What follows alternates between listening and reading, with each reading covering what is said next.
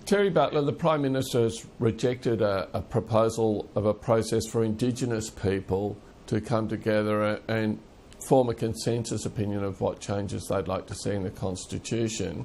The Prime Minister says he's concerned that that might amount to a log of claims. Does that make sense to you? I think it's kind of offensive, to be honest, Chris.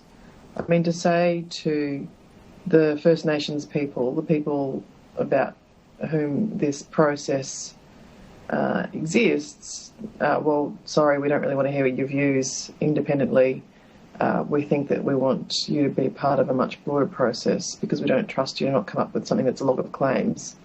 I think that really misunderstands what we're all doing here. Is there a risk here if Indigenous people go ahead with this process funded by non-government sources, corporations, NGOs, whatever, that in some ways threatens the outcome or the process, or do you think it might strengthen it? I don't say that the process is necessarily as important as the outcome. I think the outcome is, of course, the number one priority, but that is not. It's not an either-or proposition. It's not you can only care about one or the other. For me, if you are serious about talking about the recognition of First Nations people in our nation's constitution, then you're quite right to say that you need to have a process where people across the community can be involved in that.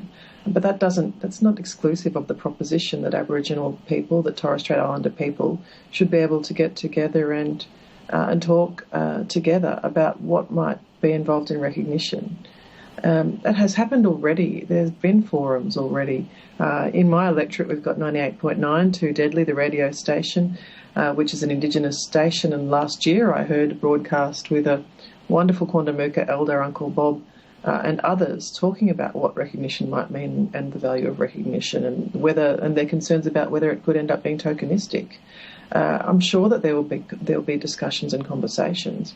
The question is really one of how do you make sure that feeds into what the nation's parliament is doing, and the Prime Minister should just keep an open mind about that and shouldn't sort of in a patronising manner say to Indigenous people, we're too worried that you might come up with a log of claims. I mean, it's just a nonsensical thing to have done.